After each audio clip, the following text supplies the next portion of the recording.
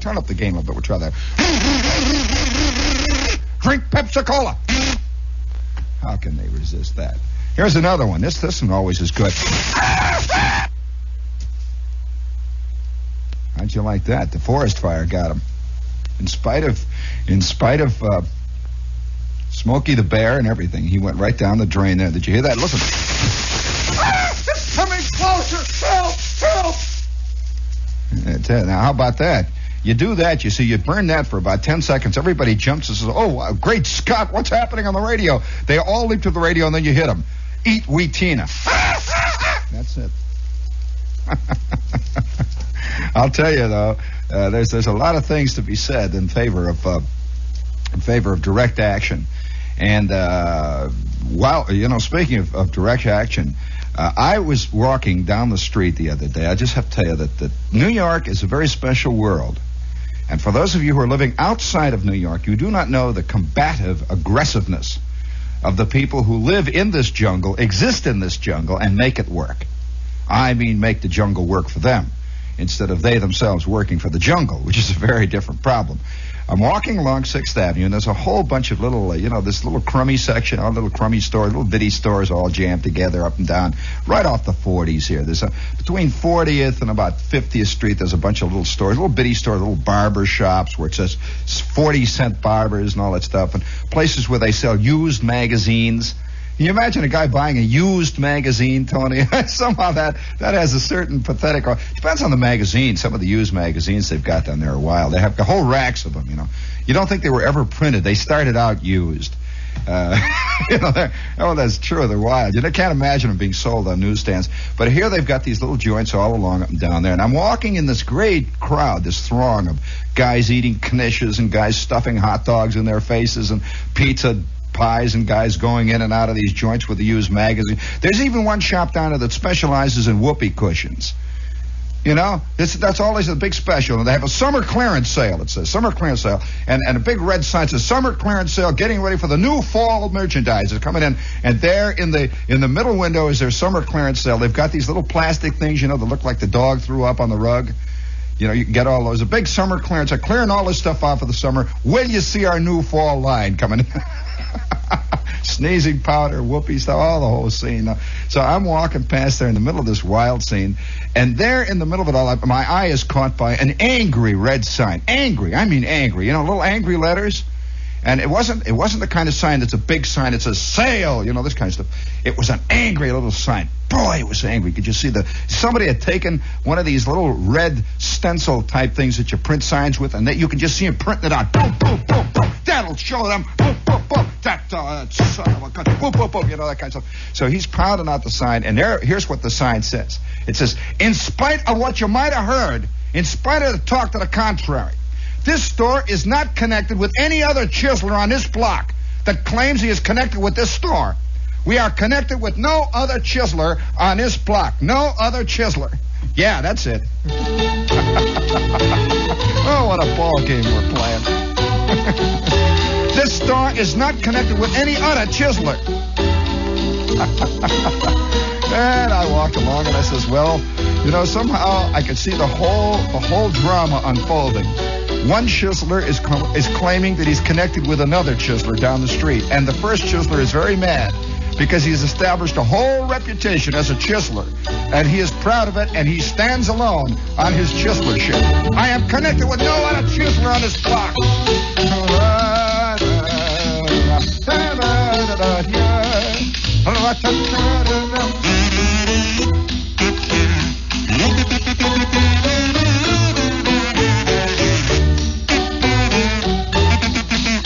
All right. That's enough of that, gang. Now, of course, these New York vignettes. Of course, everybody's going to say, Shepard must have made that sign up. I'm sorry, and they didn't even spell chiseler right. It's spelled Chisler. Chisler. It's something I tried to pronounce. At first, I thought it was some kind of a Greek dish, and with the grape leaves or something there, and with the rice and the goat's blood and stuff. But no, you've never had that? Wonderful dessert. It's fermented, Oh, that's great. Another thing. has to be reported. New York has of course, New York breeds both anonymity and it breeds guys who fight like mad to bust out of the anonymity role. I suppose the great urban complex that we're living in, just a wild scene. It's very difficult to try to put yourself into the place of a person who has never been in New York before, never seen it, really, never felt it, to look at it with a new eye as a New Yorker. You live here in this rabbit warren every day, and you get you're totally accustomed to it, literally. Well, I had a friend who is an artist, you see. He's a playwright. And he's recently got himself one of these grants where they send him up to a camp in New England to write his play. And he says it's insane. He says they take you up there. Here he's an urban playwright, you see. He's writing about the urban life. He's writing about man caught in the 20th century giant machinery that he's created himself. That's his whole bitch. And he's angry young playwright. He's bugged the whole scene. So they come to him. They've read part of his play, and they say, well, what we ought to do is to send you to a place where you can really write your play, give you the rest and peace and quiet, the solitude that an artist really requires to do his best work. And so he's, gee, that's fine.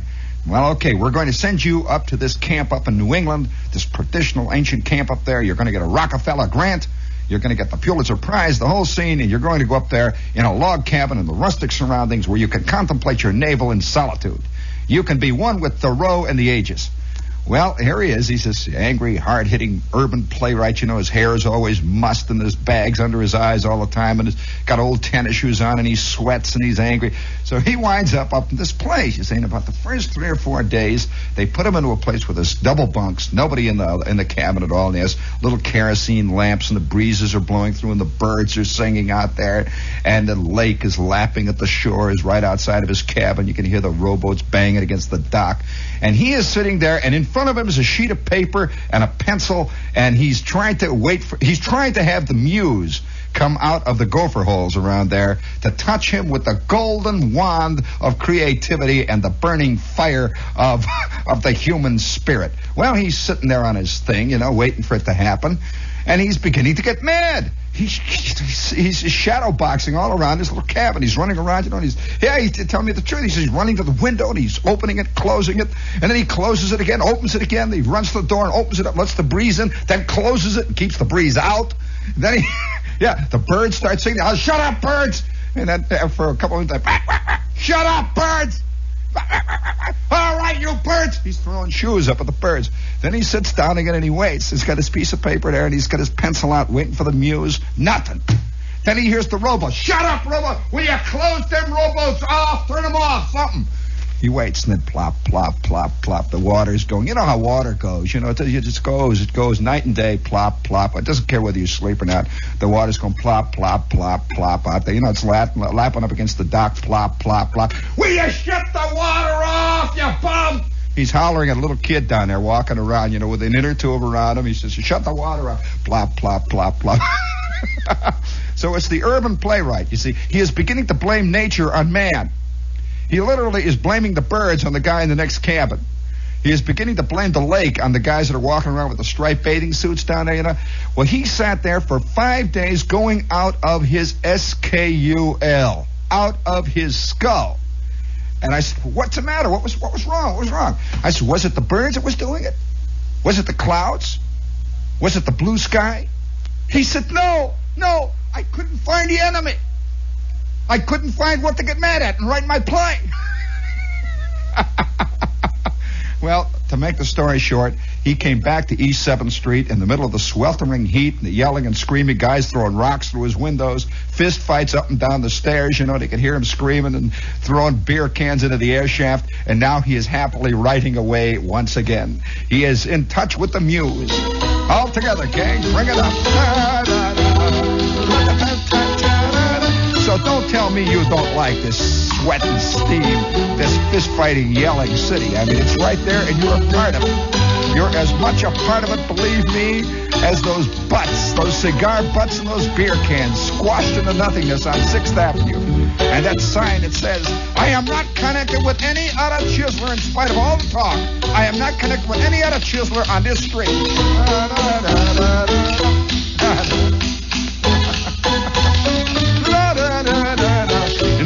baseball game of life, my friend. What position do you play? Are you a beautifully well-coordinated, integrated fielding first baseman but no hit? Are you a utility infielder, forever destined to sit on the bench, waiting for somebody to bust his leg, who will never bust his leg, but forever sitting there waiting to get the call that never comes? Are you a hard-hitting, slugging outfielder with narrow, slanty eyes and big, heavy, black sunglasses, squinting up into the sun, a 420 hitter who is slumping to 395? Is that your role? Well, if it is, you're not listening. I can tell you that. You're at Sardi's, where all the big dough is. Yes, indeed. So if you think you are, you ain't. You wouldn't be here, Dad, if you were. Nobody worth his salt is listening to the radio at this hour of the night. I can tell you that. And I can tell you this. Nobody worth his salt is doing radio at this hour of the night. Bring it up. What do you mean? Oh, sorry. I'm sorry. That's the truth.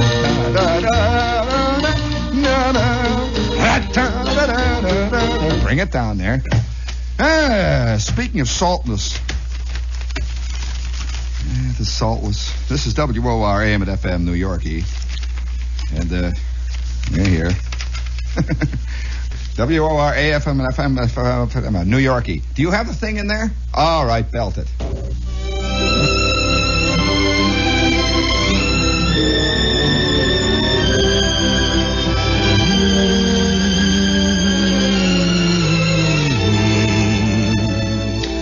A song of love is a sad song. High lily, high lily, high low. What a beautiful song. High lily, high lily, high low. It's the enchanting theme from MGM's film Lily, which will be charming New York once again. Lily, starring Leslie Caron, is coming back to the Translux 52nd Street Theater, where it played for 93 weeks. Life magazine says it's a total delight. And Newsweek adds, it is one of the most ingratiating motion pictures imaginable. The thousands who remember will bring other thousands to share the pleasure. All New York will be in love with Lily once again. For crying out loud, that's coming back. Let's see, 62nd. Oh, wait, Lily starts its 94th. It starts its 94th week? What kind of jazz is this? Hey, MGM or whatever it is, Translux, what week is Birth of the Nation now working on? Crying out loud, starts its 94th week tomorrow at the Translux 50. So that's a new attitude towards coming back, isn't it? It's never been away. It's only been up on the shelf, gathering a little dust for a while, friends. But now it's back, starting its 90th. The house that Lily built. It's Translux, 52nd Street and Lexington Avenue. Boy, I'm going to lose my shirt here one night saying things like, that's terrible.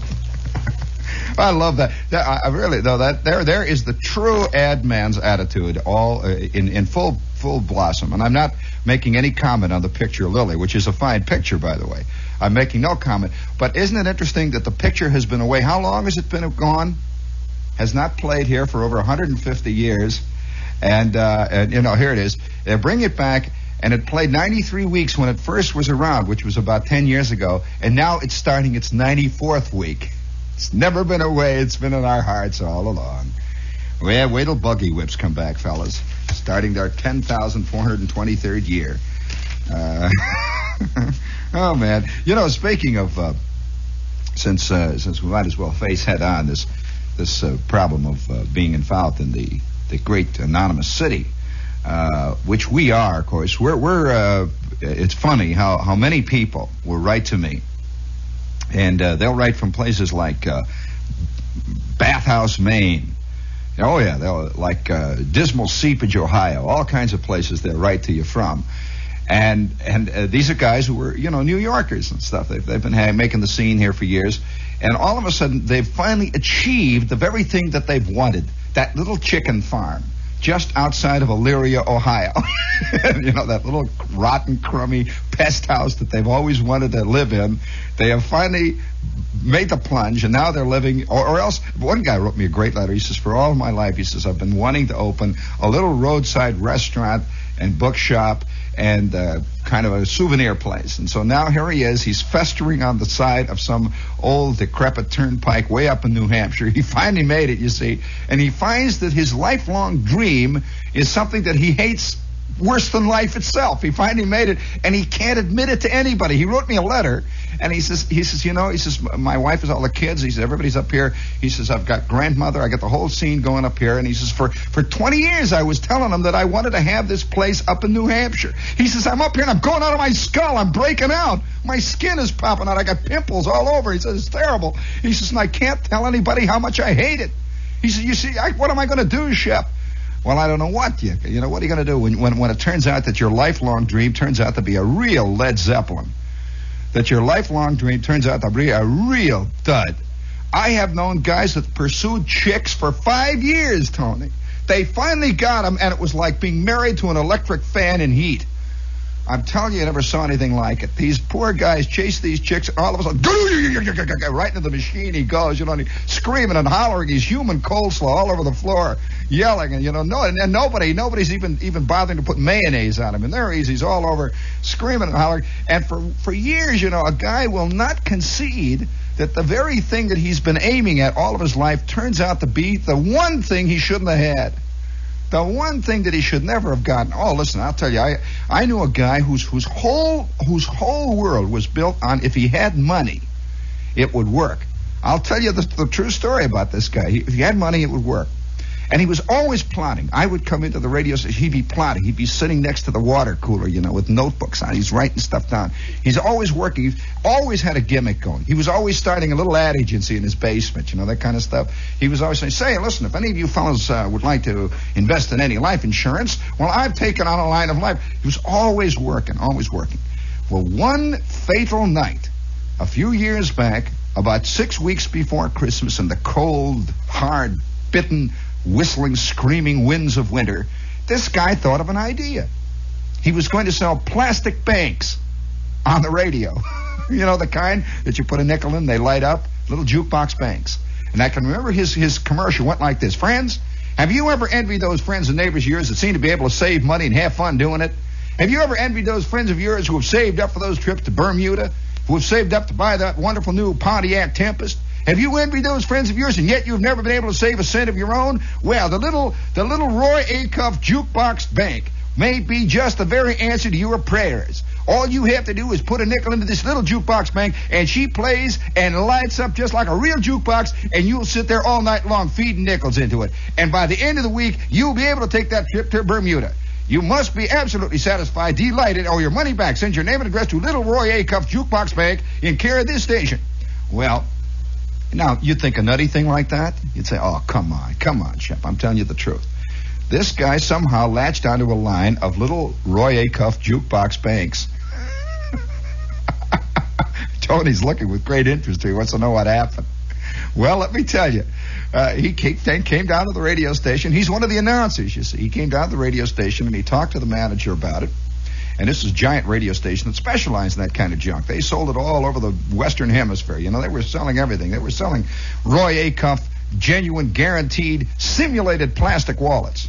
Now, I don't know whether you've ever seen simulated plastic, but let me tell you, that's wild stuff. It's the only stuff I've ever known that dissolves in the rain while it's still dry. I mean, right in your pocket. Well, they were selling that kind of stuff. It says you must be absolutely satisfied or your money back. Of course, there's different degrees of satisfaction, and there was always a little argument over that. But nevertheless, this guy went into the manager and he talked to them. Of course, all of us are sitting around laughing, ha ha ha, Roy Acuff Bank, ha ha, yuck, yuck, yuck, yuck.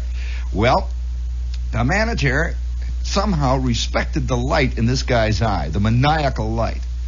And he said, well, all right, we'll give it a try, Rick. And so, sure enough, Rick came in the next day with his little money that he put down for the first couple of commercials, and the radio station was going to go along with him. And he ordered his first little case of Roy Acuff Banks, and he's sitting there waiting for the orders to come in. And he orders 144 Roy Acuff Banks. I'll tell you exactly what happened. And so that night, guess who comes on the air with the yeah, that's right. Guess who comes on with the commercial? He comes right to me and he says, Shep, you realize that my family fortunes are riding on this. He says, we've got to go over this thing together because, I'm just, I'm as skeptical as the next guy, and I'm doing this terrible, rotten radio show. It's all kinds of hillbilly music. So after this guy he says, and it was the Wabash Cannonball. I say, there, you've been listening to the Delmore Twins. And now, folks, if you've been envying those friends and neighbors of yours who've been able to save money, who've been able to enjoy saving money, if you've never been able to save money in your whole life, well, we have the answer for you. It is the Little Roy Acuff Jukebox Light 'em Up Bank. Send your name and address to Little Roy Acuff Jukebox Bank. This little bank sings and plays. You just put a nickel, a quarter, a 50-cent piece in this bank. It lights up like a real jukebox. It plays real jukebox music. And you'll be saving money and enjoying yourself at the same time. What? Well, of course, I'm in there. I'm belting this thing out, and I'm sweating away. And all the while, I'm laughing. You see, the engineer is sitting there with that you-know-what-eating look on his face, looking at me like, well, boy, when do we take Rick over the coast? And Rick is standing in the control room. Rick is the announcer whose whole world is riding on this commercial. He is standing in the control room, and he's looking he's looking in at me like hit it, Shep. So I say, all right, I'll go over it again. I say, yes, friends, you must be absolutely delighted. You must be absolutely delighted, or your money will be returned without question within 10 days. Just send your name and address. I will repeat it. Just send your name and address to Little Roy Acuff Bank. I will spell that Little, Little Roy, R-O-Y, Acuff, A-C-U-F, Little Roy Acuff Jukebox Bank. And you know how to spell Jukebox Bank, friends. Send your name and address to this station, and you will receive your Little Roy Acuff Jukebox Bank in just 3 days. Postage paid, absolutely guaranteed, and you can begin to save money right that very instant. You could be on the way to a college education. You could be on the way to a brand new Tempest convertible automobile. You could be on the way to a vacation on the sands of Bermuda. Send your name and address to Little Roy Acuff. Well, I'm going like mad in there, and I'm just getting carried away by it, and the hillbilly music is playing, and the band is yelling and hollering. Well, I go on to my next commercial. Of course, my next commercial is something like, friends, have you envied those friends and neighbors of yours who have been able to raise chicks and chickens without any trouble? Well, the Little Roy Acuff Tennessee Chicken House will guarantee you 100 chickens without culls, sex guaranteed, mailed to you postpaid any place in the United States. Just send your name and address to Chicks, C-H-I-X, Chicks, and I'm going on, you see. Oh, yeah. Oh, my favorite one of all time, though, was, friends, have you ever envied those neighbors of yours who come back with the back end of their car just loaded with fish, and you have not been able to catch fish for weeks on end? Well, the Little Gypsy Fish Bait Oil Company is now making available to you a secret oil preparation that was developed by gypsies wandering over Romany Europe many centuries ago who had to catch fish or die.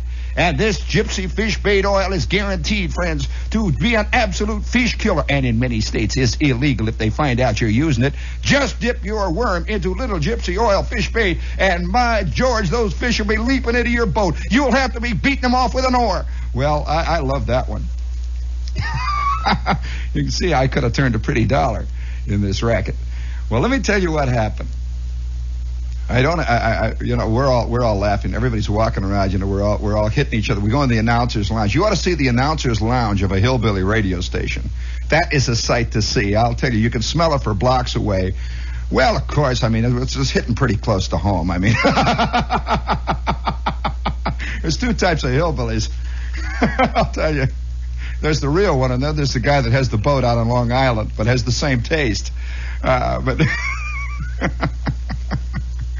Oh, man, that's close to home there. But it's a fascinating bit. I'm walking in around the announcer's lounge, and of course we're all laughing. All these hard, because one thing about really swinging PI announcers, guys that really work the field. I'm talking about real workers in the vineyard of radio sales. These guys in New York City, they don't know nothing, I'll tell you. I'm serious, poor old Dan McCall. These guys, they couldn't sell their way out of a paper bag. You get a guy working on a great big 50,000 watt station way out somewhere in the deep south of the Midwest with the modulation at 145%. It all turned up, cranked all the way up, and everything is mushing out. All you want to do is get the message out, belt it out. It's the station itself is designed to penetrate radios that haven't worked since 1928. I'm serious. Believe me, some of those radio stations, even if you've got 4 burned out tubes and it's a 5-tube radio, they come in on S9. They just boom right in. In the modulation. And friends, I want to tell you, the Quilt Lady guarantees 250 pounds of genuine quilt parts. Genuine, beautiful, cut quilt pieces that will produce our prize-winning, fair-winning prize quilt in just 4 hours and 27 minutes. Send your name and address to Quilt. Well, it's this kind of thing. See, Circleville, Texas. It's real selling, and you're right down there. You're right down there in the bedrock, the real bedrock of Americana. You are dishing it out, and they are loving it. And you got to understand, that's something that very few people know about this kind of selling. And I'll tell you this as an old practitioner. This kind of selling is also entertainment. That you listen to a real good pitchman work, and he's as fascinating, I'm serious, he's as fascinating as a Broadway play. He runs the entire gamut, too. He runs the gamut of hope and success, fears and failure, love and sex. It's all there. Yes, friends? Have you envied those neighbors of yours that are riding down the street in the sunshine with a beautiful blonde sitting next to them? Well, the little Acme Loan Corporation will make it available to you, just $300 on your signature only, and you will be able to buy yourself a new convertible, just $1 a week and $1 down, and for the next 25 years you will have that blonde sitting next to you with those striped tartan plaid seat covers. Well, it's this kind of thing. And so the whole thing about it, I must say this to any announcer who's interested in this concept. Selling is only secondary. Entertainment is primary. You have to entertain the guy who is going to buy, and if you entertain him enough, he'll pop. That's all there is to it. And I don't mean by the records that you play either. I'm talking about the way you sell the jazz. And it's got to be sold not only... Did you ever see the movie The Rainmaker? Did you ever see The Rainmaker? Well, one of the best movie performances I ever saw was Burt Lancaster in The Rainmaker. And he almost, this guy's fine. I refuse to concede that Tony Perkins is a better actor than Burt Lancaster. I'm sorry. If you saw Burt Lancaster in The Rainmaker, you know exactly what I mean. That the people loved being bilked. They enjoyed it. He came to town, and the one thing he did was entertain them. And even though they knew that they were being taken, even though they knew that they were being peeled, even though they knew that they were all marks standing around there, they loved him for it because he gave them something in their lives that they had not had.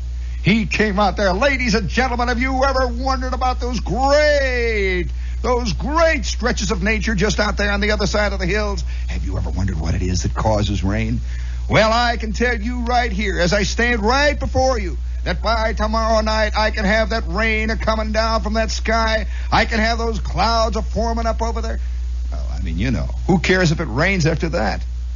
I mean, the rain itself is an anticlimax. And believe me, a guy getting a bottle of Little Gypsy fish bait oil, it's an anticlimax to the dreams and the hopes and the wild schemes and the beautiful images that the Gypsy fish bait oil salesman conjures up. It's showbiz. Believe me, you walk into the theater over here. I'm serious. You walk into the theater, you pay $9 a head. You get in there, it's been written about for 6 months by the Times. You walk in, and there's those giant gold lame curtains, and you sit down, and you're in this big seat, and the audience is all dressed up with furs and the whole scene, the Cadillacs and the Rolls Royce. Who cares about the play after that? That's a drag. Many a guy, believe me, would just as soon do without the play. Seriously. That is totally a drag. It's all the packing. It's all the packaging. And so I'm sitting in there that night, and I'm selling that thing. I says, friends, if you've ever envied those friends of yours who've been able to save money, the kind that just puts money away and they go around with that big grin on their face, and by the end of the year they got enough money to go down to Bermuda. Have you ever envied those people? Well, the little Roy Acuff Jukebox Bank will provide the answer, the means for you to save and enjoy it. Can you just see yourself sitting there, putting a quarter in, and it starts to sing Roy Acuff's favorite ballad? Yes, sir. The Red River Valley. It's singing away to you, and it's lighting up, and you've saved yourself a quarter because at the end of the month, you open up the box, and you're milking your own jukebox. Yes, sirree. Yes, sir. You can have your cake and eat it too, friends. Well, I'll tell you. So you didn't know that I could do this, did you, Tony? Well, I'm sorry. WOR thinks I'm not commercial. So that I could think, oh, listen, I could go through that morning. I could go through this WOR schedule like a lawnmower going through dandelions. I'll tell you. If you know, sometimes when you've had this kind of experience, it's like a fighter. It's like a guy who knows how to, a real tremendous fighter. And you know, he gets into a bar and he sees everybody standing around the bar, all these fat guys and these little short guys and these big rubbery guys, and they're all getting a little tough. You know, they're drinking their beer and they're pretending they're fist fighters and they walk around and they yell and holler at the mirrors and all that stuff. He knows that all he would have to do, you know, would be just to work one end of the body, then you know, hit the heads together and start on the booths, you know, and then throw the whole crowd out on 6th Avenue with one big fell swoop. Well, you know that feeling? Well, I have come up in my past, which is somewhat checkered, through a school of radio that did not fool around. I'll tell you. It was a very different world, I'm telling you, than the good guys over here. You know, a very different scene than you know, somebody politely breaking into the Martha Dean show to tell you about reading the New York Times. Very different school. Now, sometimes I listen to the radio guys and I feel like that fighter. You know, that fighter that goes into the bar and he knows he can lick everybody in the house, and he just doesn't do it. Because, it's not that he's a better man or anything. His experience has been different. He's been trained, you know, in a different school. He's been trained, you know, what to do with your elbow when you're infighting. He's been trained just exactly where to hit a guy with your thumb when the sweat is at its worst. You know, he knows all these tricks. He could reduce, really, seriously, a little 142-pound fighter. I mean, a guy can reduce a 220-pound Green Bay football tackle to absolute coleslaw in 2.5 minutes. He really can. And that's just the fact of it. And so I sit here and I listen, you know, and I say, well, I prefer not to do it. I prefer not to come on. All right, friends, have you ever envied those neighbors of yours? Have you ever listen, you guys out in Staten Island, have you ever looked over to Brooklyn and says, oh, boy, someday? Well, let me tell you, friends, if you start reading the New York Herald Tribune tomorrow morning at 7 a.m., if you start and get off the mark at the right time of the day tomorrow with your eyes bright and clear and shining, if tomorrow morning you start out with Walter Lippmann, if tomorrow morning you start out by reading Peanuts, if tomorrow morning you start out with a lead fist, yeah, let them fight you then. Well, I'll tell you.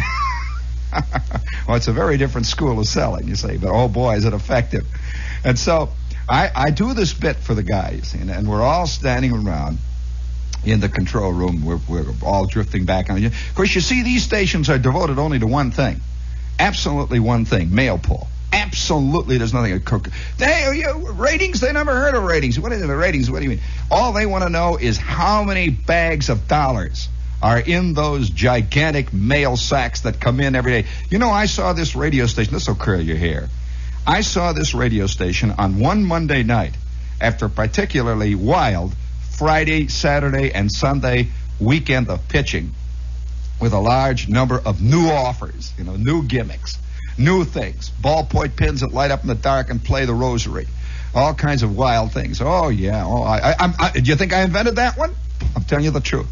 Lumescent ballpoint pens that guarantee and constantly remind you of our Creator as you work away there at your account books to remind you. Can you imagine a guy making out his income tax with a ballpoint pen that lights up and says, "Thou shalt not steal"? Oh, they're very effective. Well, that's the kind of stuff we were selling. So we had this big weekend, and the following Monday afternoon, the mail had come in, and in our mail room was $242,000 in $1 bills from one weekend of pitch work. You know, the kind that says, do not send your name and address. Be sure to send in $1. $1. There is no postal page, no prices, you know, that kind of thing. Send in $1. Well, we had 242 G's. There were 3 Brinks guards at every door to the mailroom. We had them regularly every day there at that radio station. So if you think this was small-time radio, forget it. This station usually knocked down maybe, on an average, I would say, it would draw in mail about $1 million every 10 days. roughly, in absolute cash, of which it got 50% in cash. It just siphoned. It didn't work. PI means percentage of inquiry. It did not work on buy 15 minutes for X dollars, 15 minutes or 1 minute spot costs X. No, sir. It was PI. In other words, the station went into partnership with a guy, and if he drew in $10 million, they got $5 million, sent him the $5 million, his $5 million, and they went their way, you know. Well, anyway, here's what happened to Rick. Rick, has been plotting, scheming all the time. It's his whole world was this garden that he was tending all of his life. That one day, if he hit it big, oh man, wow, would he be, it would be great.